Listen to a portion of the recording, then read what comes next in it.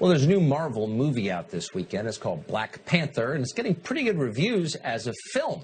But because it has an African protagonist, some on the left have decided it's more than a movie, but some kind of political cause as well.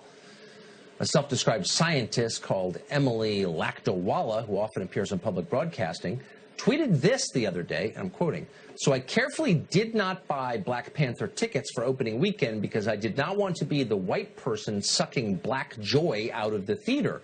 What's the appropriate date for me to buy tickets? Is next weekend okay?" Now, keep in mind, she wasn't joking. Nobody on the left is ever joking these days, even their comedians. It's funny, though. We thought segregated theaters were a horrible thing, an evil thing. Leave it to liberals to bring them back. Should have, apparently.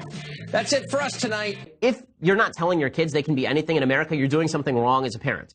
And if you had to wait until Black Panther came out, right, we heard this about Barack Obama when he was elected too. Now that Obama's been president, black Americans will feel like they too can be president. It's a transformative moment. And yet, all we hear now is that America is deeply racist and black people are still systemically discriminated against, and that black people are still victims in American society. So it turned out it didn't mean anything. When Obama was president, we were told it meant everything. And then he was president for 2 terms, right, reelected overwhelmingly. And then it turns out it didn't mean anything because we needed Chadwick Boseman to somehow make sure that black people felt accepted in American society because a bunch of white executives at Marvel greenlit a film about black people in a fictional country in Africa. And the insanity that has attended Black Panthers, it's crazy. I'll see the movie this weekend. I hope that it's good because I'm going to spend money on it. So anything I spend money on, I hope is good. But I will give you an honest review of that. I know that's been forbidden by the media. There's actually a law that you're not allowed to give your opinion on Black Panther. Emily Lakdawala, I think, summarizes the feelings of a bunch of insane leftist white social justice warriors. She tweeted this out yesterday, and it's totally crazy. She tweeted out, quote, "So I carefully did not buy Black Panther tickets for opening weekend because I did not want to be the white person sucking black joy out of the theater. What's the appropriate date for me to buy tickets? Is next weekend okay?" I think the appropriate thing for Emily Lakdawala to do is never to leave her home again or tweet. I think these would be, because honestly, you never know when you're going to offend someone just by your very presence. Like the necklace that she's wearing here, I think it's ugly. And it's ruining my white person joy today. Like, what kind of insanity is, what does she think of black people? Like, how derogatorily do you have to think of black people to think that if you're in a theater with a bunch of black people, they're going to think, that white person sitting here in a theater, watching a movie, talking about how black people are awesome. That's ruining my black joy. First of all, what is black joy, and why is black joy different from white joy? Or different from almond joy, for that matter? I'm confused. Well, what are we even talking about here? But the sensitivity police have gone so far that we now have to have fully segregated theaters to make sure that black people are not offended by the presence of white people, according to Emily Lakdawala. And we actually have to segregate the theaters. It's amazing. I mean, we could do the converse. We did the converse for a couple hundred years in this country. Right? The converse was black people won't be allowed into white people theaters because that will offend the white people and ruin their white joy. This is stupid, folks. This is not only stupid, it's counterproductive to the notion of a good and honest and free American society. Okay? And then the New York Times has run a series of pieces this week, these long think pieces about Ryan Coogler's film. Okay, so there are 2 that I spotted right off the bat. One by Salamisha Tillett. I don't know who Salamisha Tillett is. I guess Salamisha Tillett is, well, I guess they didn't give this person's biography, so I don't know if this is a man or a woman. But the piece is called Black Panther Brings Hope, Hype, and Pride.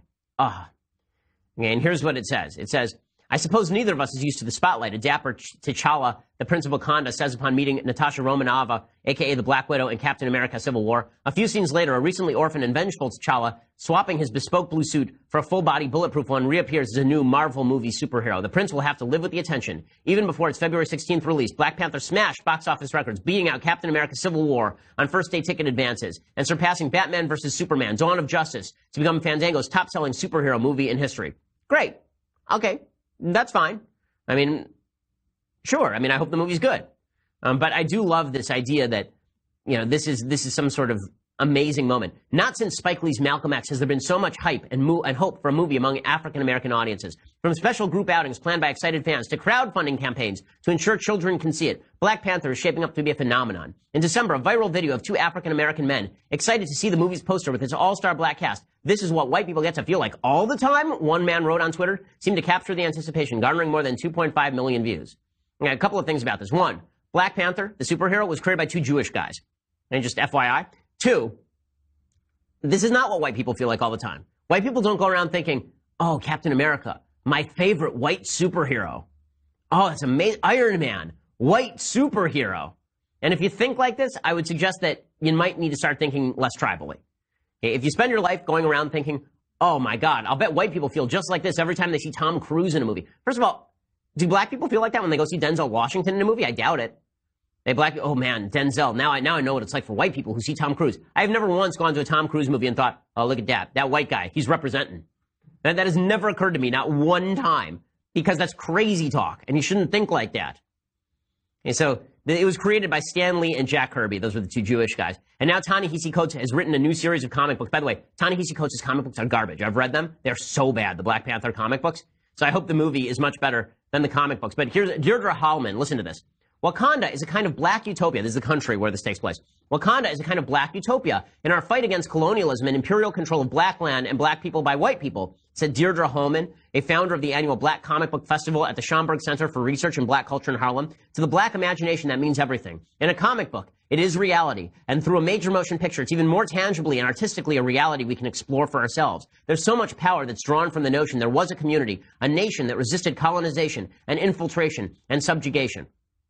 So a few things about this. One, sorry to break it to folks, Wakanda is not a real place. It does not exist.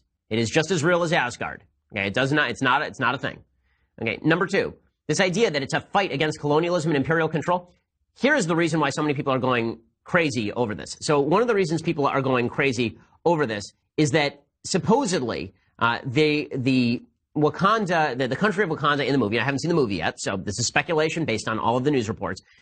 The country of Wakanda has basically been separated from society for a long time. So it's sort of like 17th century imperial Japan, right? It's been separated from the rest of the world for a long time. White people have not come in. There's been no trade with the outside world except through vibranium, which I guess is some material, some alien material that landed there and is extraordinarily valuable and is used in weaponry like Captain America's shield. And they've been able to guard from the influences of outside culture. And therefore, according to the movie, Wakanda is the most technologically advanced country on planet Earth. It is incredibly advanced. It is filled with beautiful, wonderful people who all treat each other wonderfully. It is utopia. It is just the greatest place that ever was. And this is being portrayed as reality. The problem that I have with this is that there is no utopia for white people, for black people, for any people. It doesn't exist anywhere. There are two countries in Africa that technically have not been colonized. They're Ethiopia and Liberia.